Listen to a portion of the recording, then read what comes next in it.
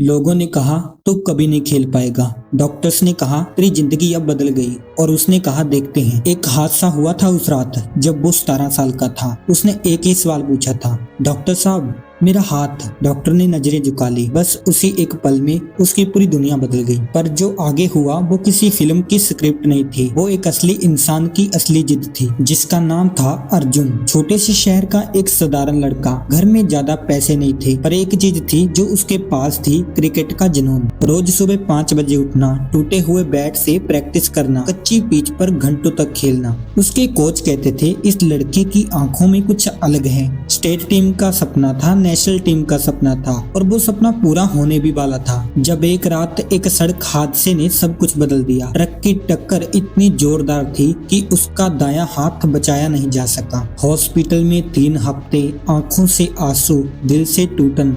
माँ रोती थी रात को चुपके से। बाप बाहर बैठकर दीवार को देखता रहता था और अर्जुन छत को देखता था और सोचता था क्या अब सब खत्म हो गया। लोगों ने तरस खाई नजरों से देखा बेचारा अब क्या करेगा। पर एक दिन उसकी नजर खिड़की से उस मैदान पर पड़ी जहां वो रोज प्रैक्टिस करता था। कुछ बच्चे खेल रहे थे और अर्जुन के अंदर कुछ जागा। वो उठा, बाहर गया और एक हाथ से बॉल उठाई। पहली बार थ्रो किया, बॉल जमीन पर गिर गई। दूसरी बार फिर गिरी, 10वीं बार थोड़ी दूर गई। उस दिन वो 4 घंटे वही रहा, एक हाथ से बार बार गिरते हुए, उठते हुए। उसकी माँ खिड़की से देख रही थी और इस बार उसकी माँ की आंखों में आंसू थे पर होठों पर मुस्कान भी थी। अगले 2 साल बहुत कठिन थे। एक नई टेक्निक सीखनी थी, एक हाथ से बैट पकड़ना, एक हाथ से बैलेंस करना, एक हाथ से वो सब करना जो 2 हाथ वाले भी नहीं कर पाते। लोग हंसते थे, कुछ कोच ने मना कर दिया, हम तुम्हें अपनी टीम में नहीं ले सकते। पर एक कोच थे रमेश सर, उन्होंने कहा